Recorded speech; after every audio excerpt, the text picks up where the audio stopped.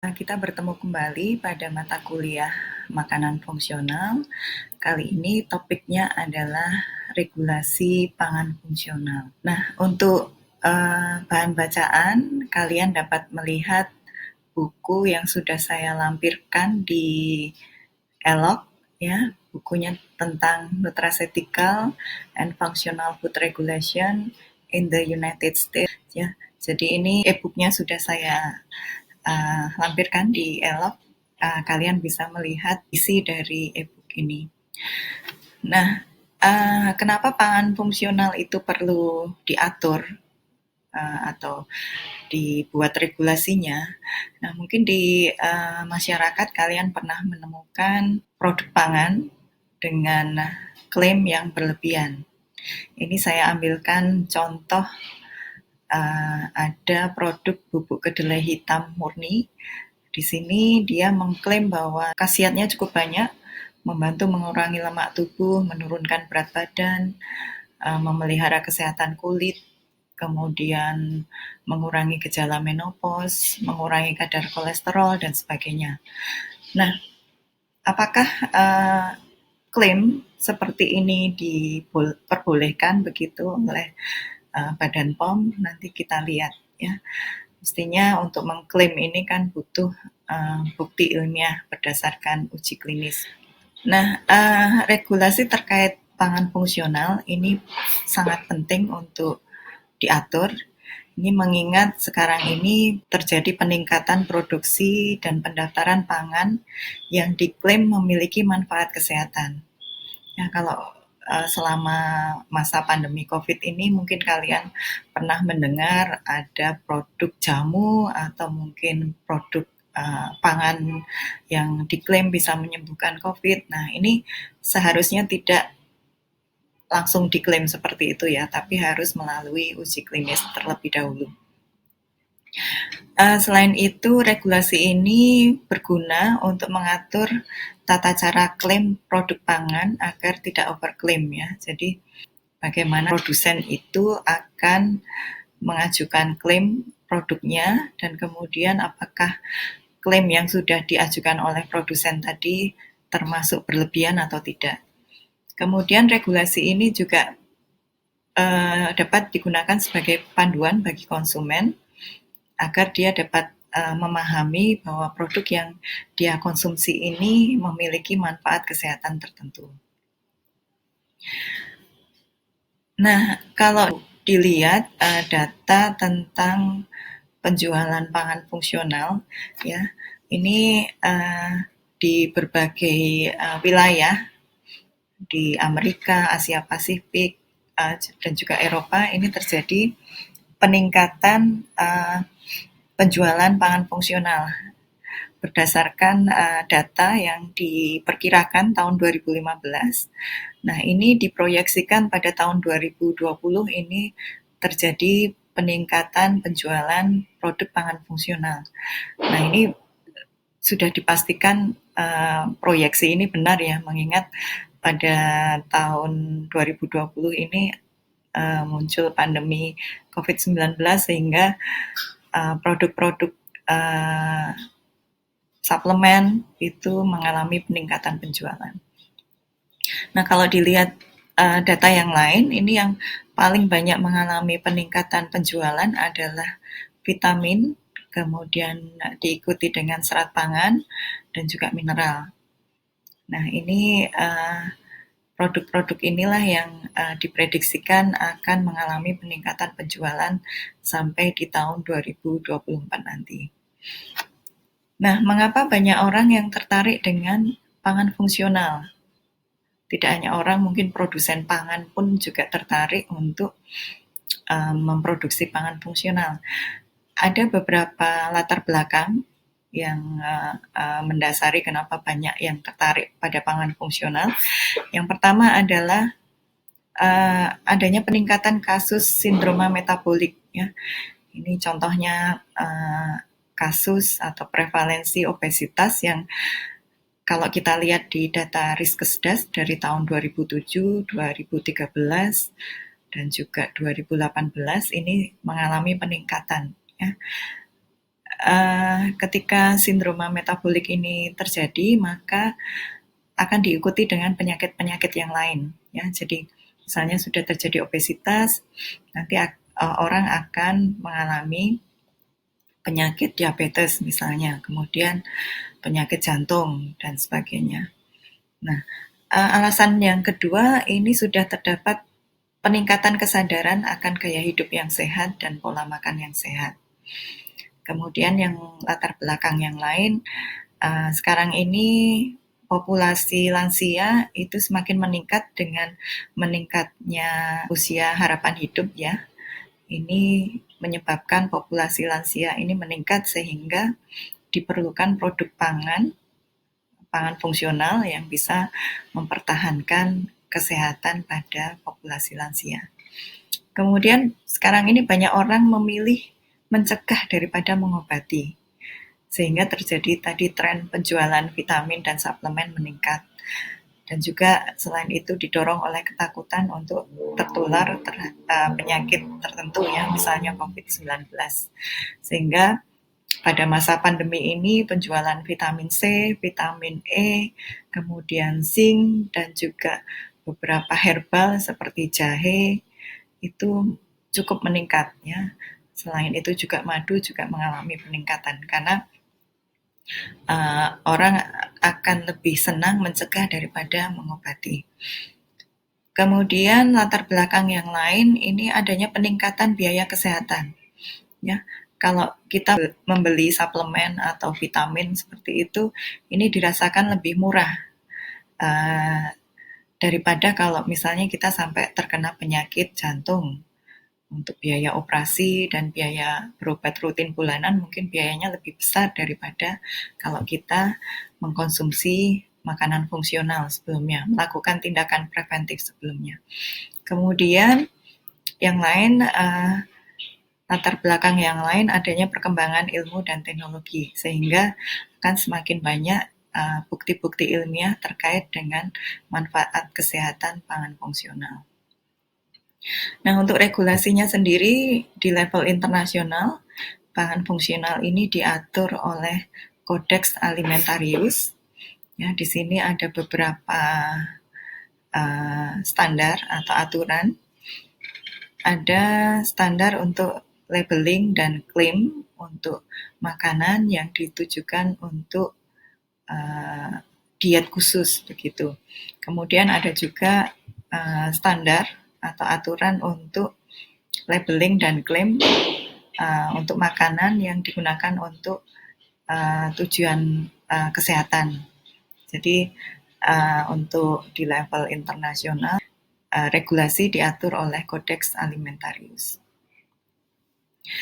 Nah, aturan yang dikeluarkan oleh Codex, ya, ada beberapa kriteria terkait dengan klaim kesehatan yang bisa dimunculkan pada produk pangan. Jadi klaim kesehatan ini harus berbasis bukti ilmiah, ya. Bukti ilmiah ini menggunakan subjek manusia dengan jumlah yang cukup, kemudian desain yang bagus juga. Desain yang bagus ini paling bagus menggunakan desain RCT atau Randomized Control Trial. Desain ini yang perlu digunakan ketika kita ingin menguji apakah pangan fungsional ini memiliki manfaat kesehatan pada manusia atau tidak. Kemudian setelah mendapatkan bukti ilmiah, bukti-bukti ilmiah tadi perlu diidentifikasi dan juga direview oleh pakar. Apakah memang efeknya benar-benar ada, atau mungkin antar bukti satu dengan yang lain ini ada kontradiksi, sehingga perlu direview oleh tenaga ahli. Kemudian bukti uji klinis yang sudah dilakukan ini harus menunjukkan hasil yang konsisten, ya. Jadi jangan sampai diuji oleh peneliti A hasilnya bagus, tapi oleh peneliti B hasilnya tidak bagus. Berarti ini hasil yang kontradiksi, ya. Jadi bukti ilmiah ini harus memiliki hasil yang konsisten. Nah, di Amerika regulasi pangan fungsional ini diatur oleh Food and Drug Administration atau FDA. Ya, sudah dari tahun 1941 FDA mengeluarkan regulasi ya bahwa makanan untuk diet khusus harus mencantumkan label yang berisi nama atau jenis zat gizi, kemudian jumlahnya dan persen angka kecukupan gizinya atau kalau di Amerika persen RDA pada setiap zat gizi yang ditambahkan serta petunjuk penggunaan atau cara konsumsinya. Kemudian aturan ini diubah. Jadi tahun 1973 FDA mengajukan regulasi terkait penambahan vitamin dan mineral pada pangan. Jadi jika penambahannya cukup tinggi, kalau melebihi lebih dari 150% AKG, maka produk ini dapat dikategorikan sebagai obat, bukan lagi sebagai pangan. Nah, namun regulasi ini mendapatkan banyak protes begitu sehingga pada tahun 1976 dicabut. Kemudian regulasi yang terakhir dikeluarkan tahun 2011 yaitu Food Safety Modernization Act. Ini tentang produksi pangan fungsional dan suplemen. Ini harus memperhatikan dari bahan baku, pengolahan sampai distribusi.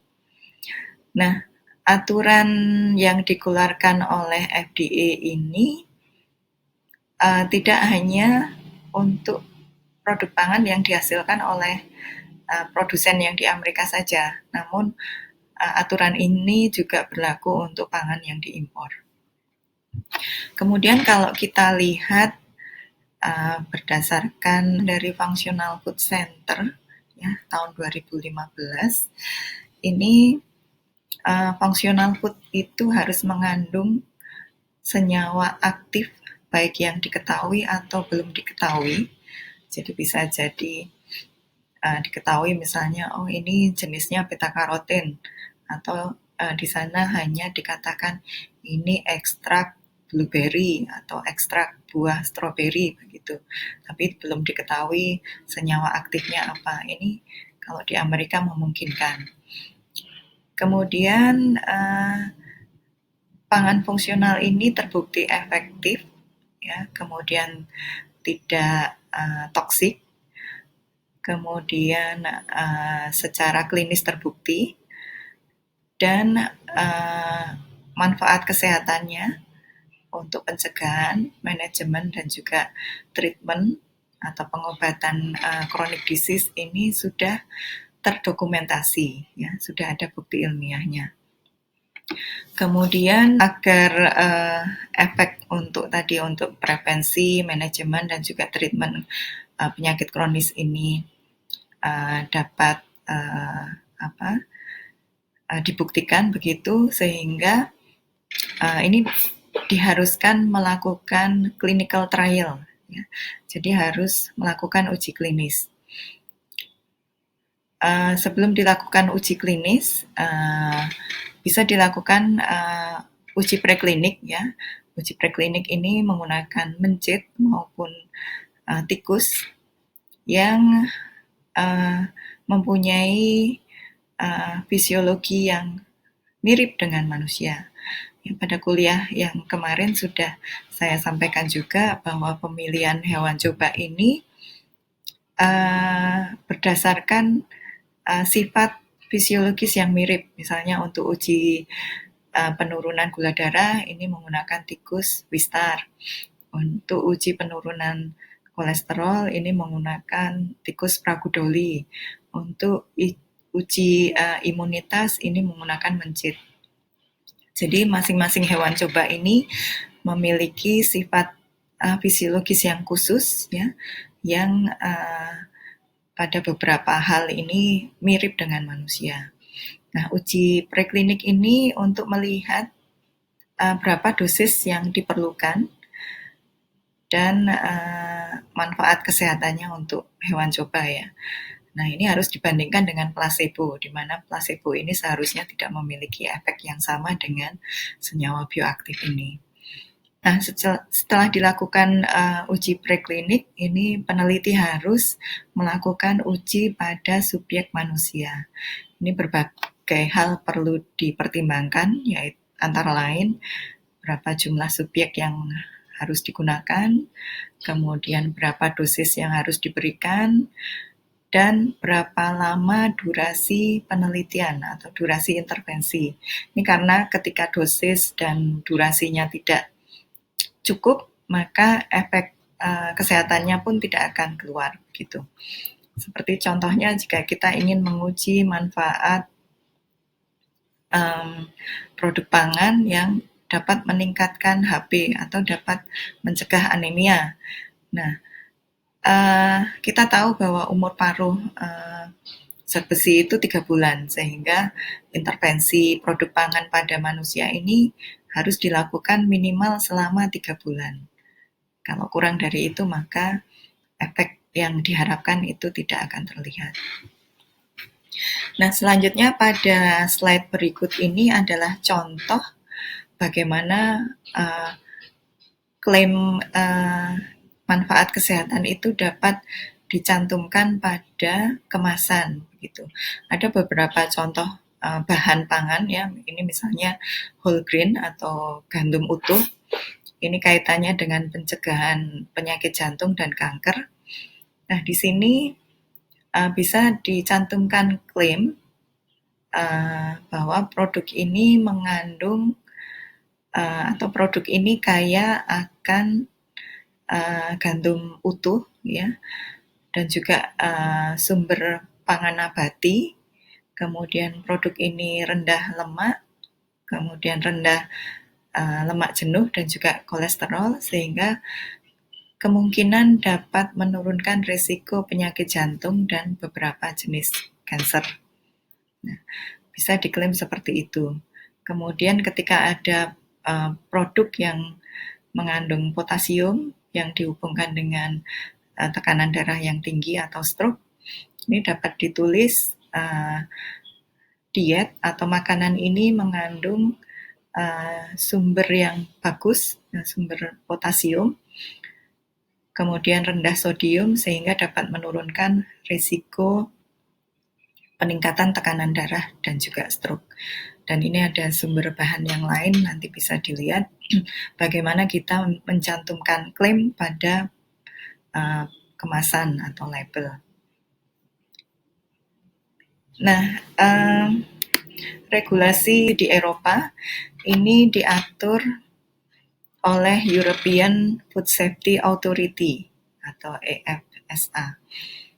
Regulasi ini dikeluarkan tahun 2006 ya, regulasi nomor 1924 tahun 2006 dan mulai berlaku tanggal 1 Juli 2007.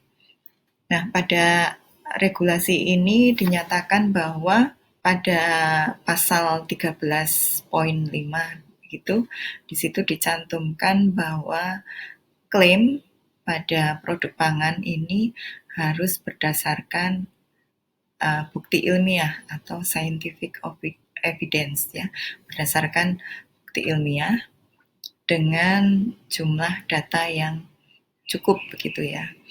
Kemudian pada pasal 14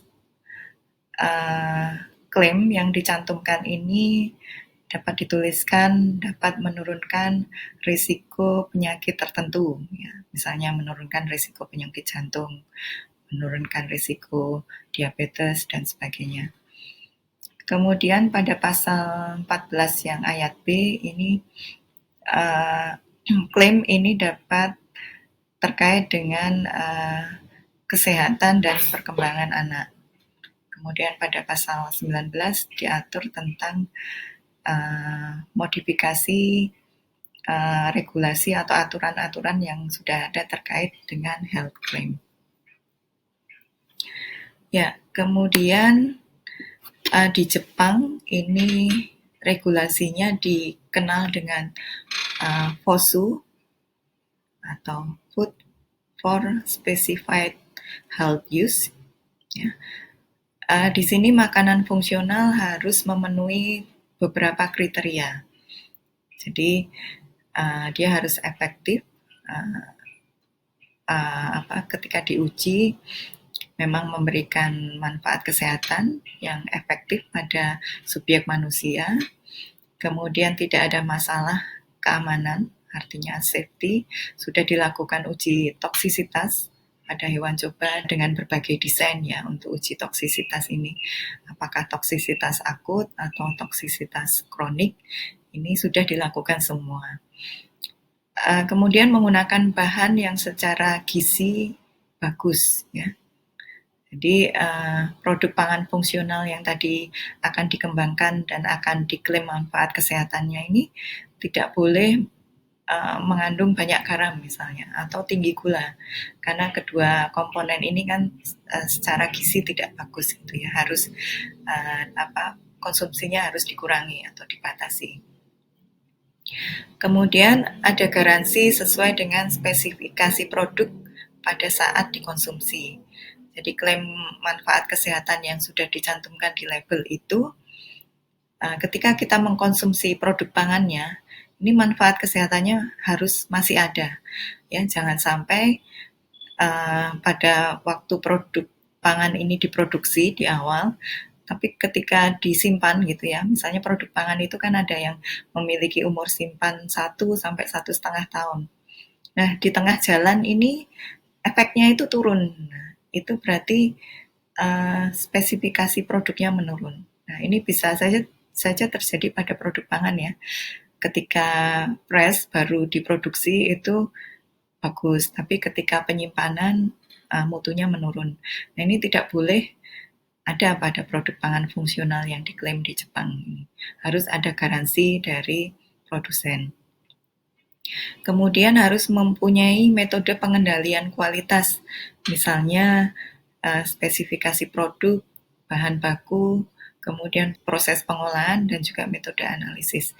Jadi dengan pengendalian kualitas ini tadi produk yang dihasilkan akan lebih terjamin.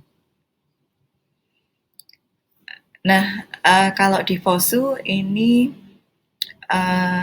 pangan fungsional ini bisa dikategorikan ke dalam beberapa kategori, misalnya pangan untuk modifikasi saluran cerna, pangan yang terkait dengan penurunan kolesterol darah, kadar gula darah, tekanan darah, kesehatan gigi, kemudian ada yang kombinasi penurunan kolesterol dan modifikasi saluran cerna, ini misalnya serat pangan, kemudian pangan terkait penyerapan mineral, pangan terkait osteogenesis, dan juga pangan terkait triacylglycerol, misalnya middle chain fatty acid.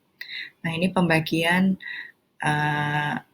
produk pangan fungsional yang ada di FOSU. Nah, bagaimana dengan di Indonesia? Regulasi pangan fungsional ini diatur atau kewenangannya ada di BPOM atau Badan Pengawasan Obat dan Makanan. Ini sudah ada beberapa peraturan yang telah dikeluarkan oleh BPOM ya, peraturan kepala BPOM. Nah, kalau dilihat perkembangan pangan fungsional berdasarkan regulasi dan klaim kesehatan, ya tahun 2005 itu BPOM sudah mengeluarkan Perka BPOM tentang ketentuan pokok pengawasan pangan fungsional. Kemudian tahun 2011 BPOM mengeluarkan Perka BPOM tentang pengawasan klaim dalam label dan iklan pangan olahan.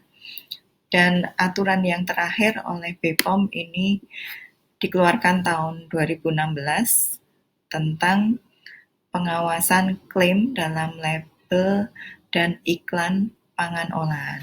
Ya. Nah, untuk definisi pangan fungsional sendiri, ini hanya dapat kita temukan di Perka BPOM tahun 2005. Nah, setelah itu tidak ditemukan lagi definisi pangan fungsional. Yang ada adalah pangan berklaim. Ya. Jadi ini perkembangan regulasi pangan fungsional yang dikeluarkan oleh BPOM.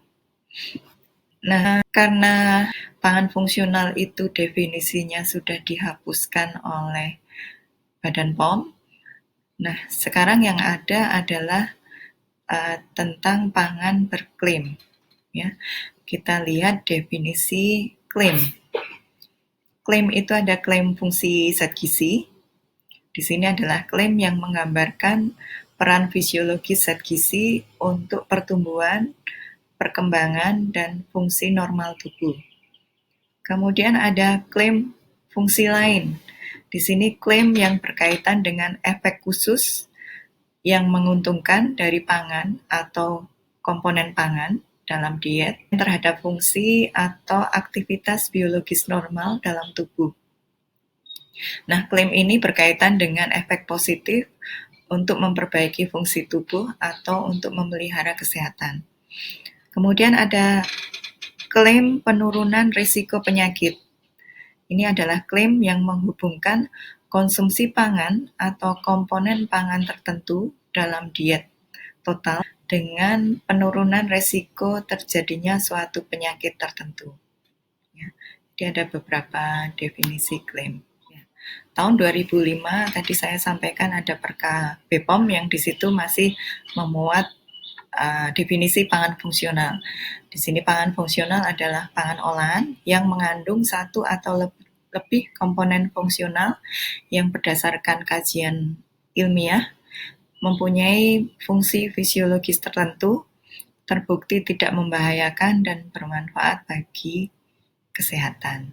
Ya, ini ada beberapa komponen pangan fungsional, ada vitamin, mineral, gula alkohol, kemudian asam lemak tidak jenuh, ada protein dan peptida tertentu, ada fitosterol, fitostanol, serat pangan, isoflavon, ada prebiotik, probiotik, ada karnitin, squalen, ada polifenol, asam amino, kemudian ada kolin, lecitin, dan inositol. Nah, kemudian tahun 2011 tadi ada perbaikan atau revisi definisi pangan fungsional. Jadi pangan fungsional di sini adalah pangan olahan yang mengandung satu atau lebih komponen pangan yang berdasar kajian ilmiah mempunyai fungsi fisiologis tertentu di luar fungsi dasarnya. Kemudian terbukti tidak membahayakan dan bermanfaat bagi kesehatan. Jadi ini ada tambahan di luar fungsi dasarnya. Nah, kemudian sudah mulai dicantumkan klaim kesehatan di sini di aturan tahun 2011, yaitu tadi ada klaim fungsi zat gizi, klaim fungsi lain, dan klaim penurunan risiko penyakit. Dan di sini beberapa komponen pangan fungsional sudah tidak ada gitu ya, tidak diakomodir seperti probiotik, prebiotik, dan sebagainya. Nah, aturan yang terakhir tahun 2016 pada aturan tahun 2016 ini dicantumkan klaim kesehatan. Klaim kesehatan ini dibagi menjadi klaim fungsi zat gizi dan klaim fungsi lain. Nah, kemudian klaim terkait penurunan risiko penyakit ini harus sesuai dengan kajian yang dilakukan BPOM dan ini harus berdasarkan uji klinis yang sudah dilakukan. Nah, itu tadi materi terkait regulasi pangan fungsional yang bisa saya sampaikan. Untuk hal-hal yang akan ditanyakan dapat dilakukan pada sesi kuliah sinkron ya melalui platform ELOK UGM. Ya, sampai bertemu pada sesi sinkron melalui platform ELOK maupun Zoom meeting.